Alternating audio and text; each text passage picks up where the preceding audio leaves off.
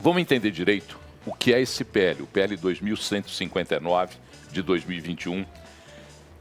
Nós já temos hoje no país uma legislação ambiental em vigor. O que ela traz de novidade, de adequação? O que significa a entrada desse projeto de lei? Por mais que a gente tenha muitas normas ambientais, Paulo, nós não temos até hoje como você disse aí na sua introdução, uma lei geral. Então nós não temos, nunca foi discutido no Congresso Nacional, antes, uma disposição legal que pudesse orientar o país inteiro, que traçasse uma linha de norte a sul, de leste a oeste, e colocasse políticas gerais e comuns para todos os estados da federação. Isso desde a época da redemocratização. Então, a primeira lei ambiental, não de licenciamento, que nós tivemos, foi logo depois, você deve conhecer bem, da Declaração de Estocolmo, em 1972.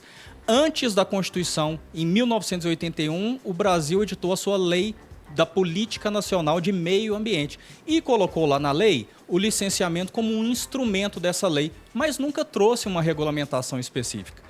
Em razão dessa inércia, dessa lacuna, os conselhos federais de meio ambiente, que não são poder legislativo, vieram acabando regulamentar a matéria, quase se tornando leis, né? E os estados da federação, que hoje fazem de 90% a 93% de todos os licenciamentos do país, são os órgãos estaduais que fazem, eles acabavam tendo as suas leis estaduais no seu legislativo estadual ou regulamentações do Poder Executivo e dos conselhos. Então, você imagina a bagunça de normas que nós temos aí no país, com inúmeras legislações que sobrepõem, são incoerentes, são desatualizadas. Você imagina a tecnologia da década de 80, de um empreendimento qualquer, até mesmo do agronegócio, as soluções tecnológicas que vieram a desenvolver nessas décadas, são totalmente diferentes hoje daquilo que nós tínhamos na década de 80 e na década de 90. E a legislação precisa de ser atualizada em razão dessa própria atualização tecnológica. Isso me leva a uma curiosidade, uma pergunta que é uma curiosidade. Com esse emaranhado de resoluções, os estados também fizeram algumas complementações à sua própria interpretação. Então, por exemplo, se um empreendedor que necessita das licenças ambientais tem um empreendimento em São Paulo e outro no Rio Grande do Sul ou em Minas Gerais, ele está sujeito a ter regras diferentes para o mesmo empreendimento? É isso? Mais ou menos isso? É isso mesmo. São regras diferentes por duas hipóteses. A primeira, porque naquele estado da federação você tem recursos ambientais diferentes, então eu não posso comparar o bioma Mata Atlântica com o Goiás, por exemplo, ou com o Mato Grosso, que não detém esse bioma. E nós temos leis específicas para o bioma. Nós temos uma incidência de cavernas grandes, nós chamamos de cavidades tecnicamente, que outros estados não têm. Ao contrário, nós temos o Pantanal com um bioma muito diverso e raro, como nós não temos, às vezes, em outros estados, como do Sudeste ou do Sul.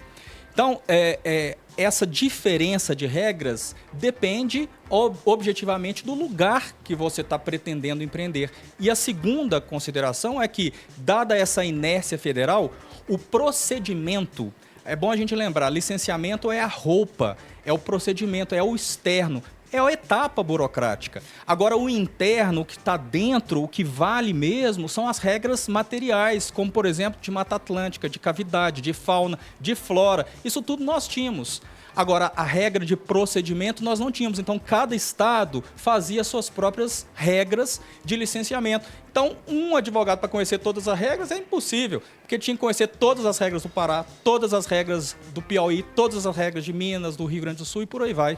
Me permite fazer uma observação e é com toda a delicadeza e calma que eu faço. Isso é uma porta aberta para a corrupção. E por clandestinidade, porque quando fica muito burocrático o sistema, quem ganha com isso? O sistema que está se alimentando, as pessoas que estão se alimentando dessa burocracia, né? E a pessoa que desconhece, o empreendedor que desconhece tantas regras, em muitos dos casos nossos empreendedores são pequenos a médio, eles acabam equivocadamente fazendo seu empreendimento, descumprindo uma postura ambiental e sem os controles necessários que o órgão poderia colocar. Por quê? Porque o órgão não consegue enxergar aquele empreendimento porque ele é clandestino. Muita gente disse que o projeto, que embora seja de 2021, foi apresentado a toque de caixa e com pressa. Até deram alcunhas para o projeto, algumas desmerecedoras do conteúdo do projeto. Procede essa acusação? Eu acho até engraçado, Paulo, essas expressões, né, que acabam ficando cotidianas às vezes e caem, infelizmente, no imaginário popular. Por exemplo, toque de caixa, apagar das luzes. Um projeto que é discutido há 20 anos, para mim, não é apagar das luzes. Para mim, foi muito lento, né? E esse projeto que você citou, de 2021, ele é oriundo de outro, de 16 anos atrás, de 2004. Então, nós discutimos essa lei tem 20 anos. Eu lembro que participei enquanto presidente da ABEMA, que é a associação que reúne todos os órgãos ambientais do país inteiro, várias e várias reuniões com o governo federal visando discutir essas regras a partir da experiência dos órgãos que mais licenciam no país. E ainda assim levou 20 anos. Não me parece, com todo respeito, que seja um projeto a toque de caixa, nem ao apagar das luzes, dada a morosidade que foi essa discussão.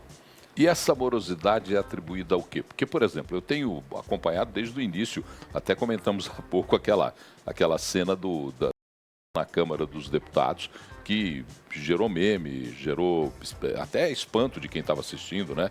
Por conta do volume da agressão que a discussão subiu. Vi, por exemplo, opiniões assim, PL da devastação. E isso foi divulgado, inclusive amplificado pela imprensa com esse nome, PL da devastação. Existe uma carga ideológica nessa discussão? Existe, Paulo, com certeza. Eu até quando começaram a usar, falei assim, para eu não falar equivocadamente, eu vou consultar o que é devastação. Não tem nada a ver. Se você procurar um dicionário, devastação, destruição, não tem nada de... Vou pensar, do ponto de vista que eu disse, o processo de licenciamento é um procedimento. Então, você não muda regras materiais. O Código Florestal, que o Brasil está no 3º, continua valendo até hoje. A lei da Mata Atlântica continua valendo até hoje.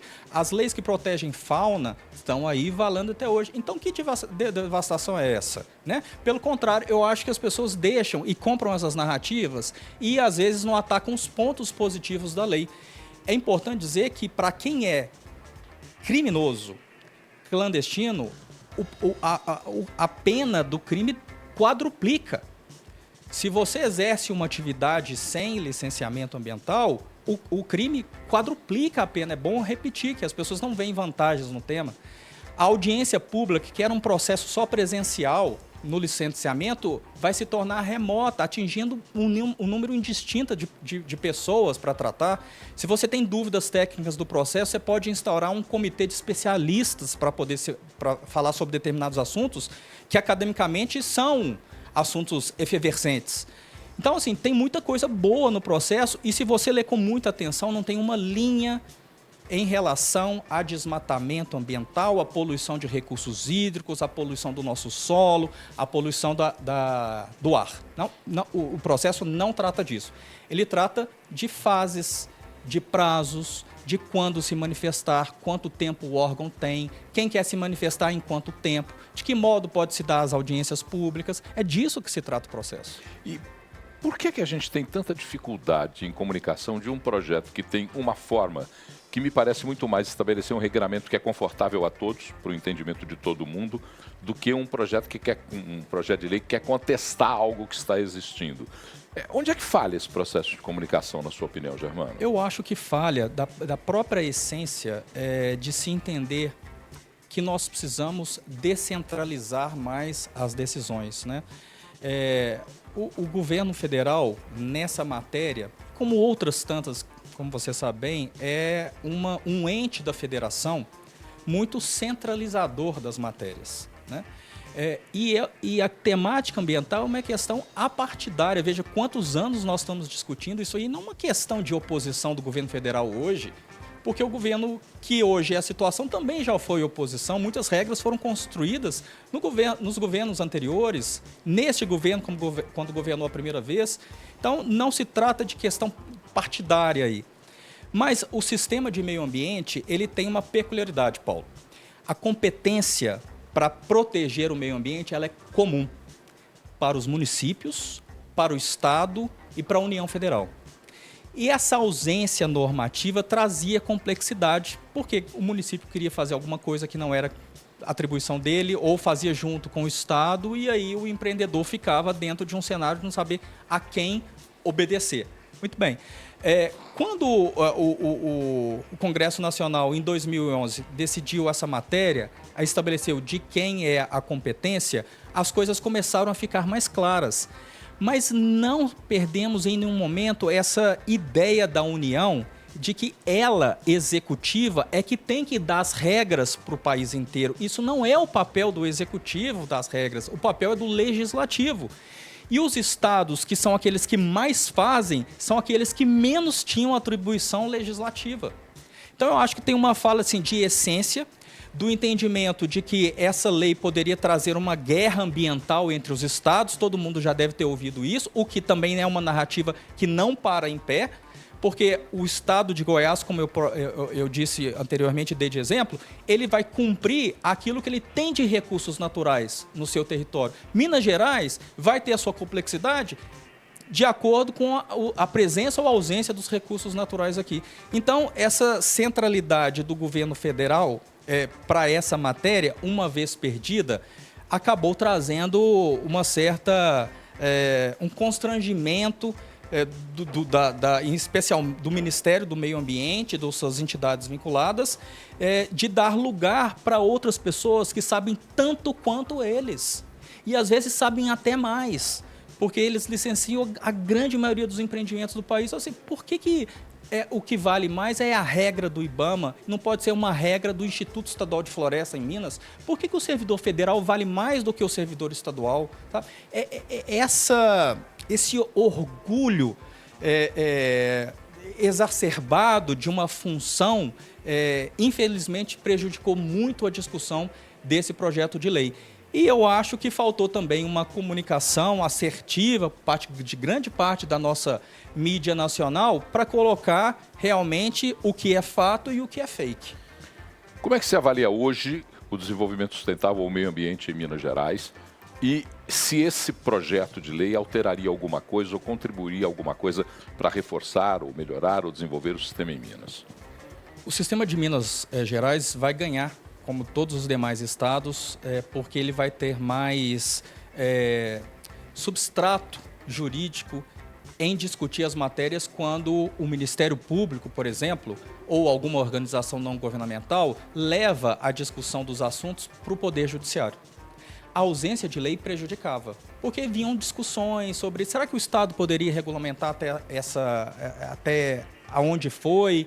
Será que isso fere aquelas resoluções que eu mencionei no início da minha fala, lá da década de 80? Vale mais uma lei estadual ou uma resolução de um conselho federal? Né? Então, essas matérias de ordem prática, elas quando levadas para o judiciário, elas podem ter decisões diversas, porque já não é mais a técnica ambiental que está falando, é o juridiquês, o entendimento normativo, isso varia muito. Então, o Estado ganha no seu primeiro momento o seguinte: dá uma tranquilidade jurídica naquilo que faz, do que está fazendo. Minas Gerais teve já a iniciativa de enfrentar muito dessas temáticas, e mesmo com dois grandes desastres aqui, enfrentamos matérias para dizer, olha, o que é processo é uma coisa, o que é técnica ou engenharia geotécnica é outra. Então, a técnica de processo ambiental, ela tem que seguir, tem que ser o norte.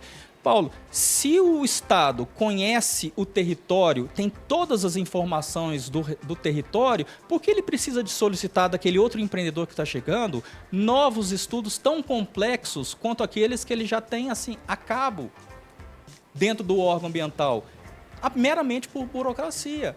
Então, o que a legislação federal está dizendo é que Minas Gerais já fez, olha, para os empreendimentos mais complexos, ou aonde eu não conheço o território, nós precisamos de estudos mais complexos. Mas existem tantos outros, a grande maioria dos empreendimentos são empreendimentos ou simplificados, ou que o Estado já conhece os impactos que decorrem daquele empreendimento. Então ele faz um levantamento do território e diz, não, aqui eu já conheço o licenciamento, é mais simplificado. É isso que Minas Gerais fez ao longo dos anos e é isso que a lei federal vem regulamentando em nível geral. Agora, o Estado de Minas Gerais também vai ganhar com essa maior punição aquelas pessoas, então, que mesmo diante dessa clareza agora das normas e da objetividade, decidirem por fazer errado.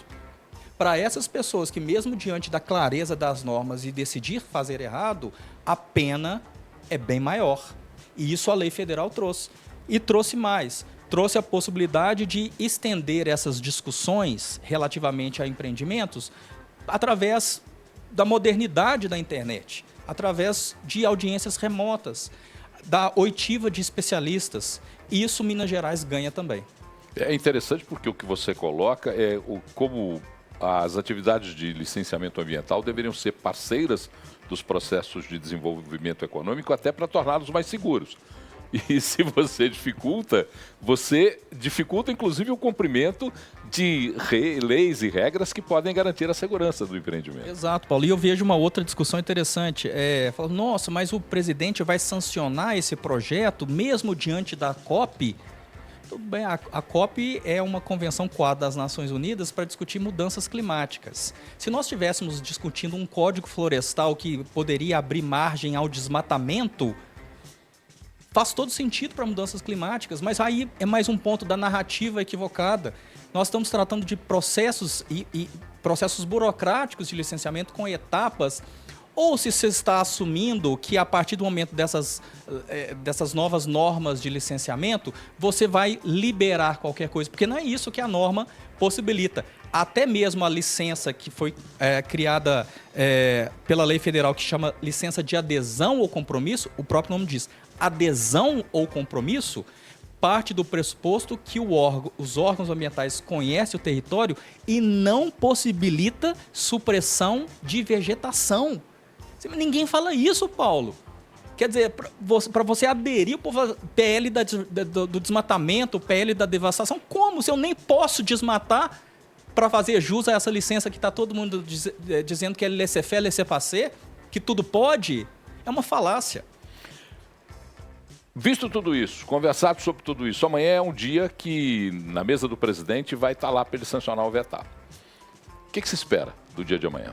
Bom, infelizmente eu acho que o momento político que o Brasil vive, ele vai influenciar diretamente nas sanções ou vetos.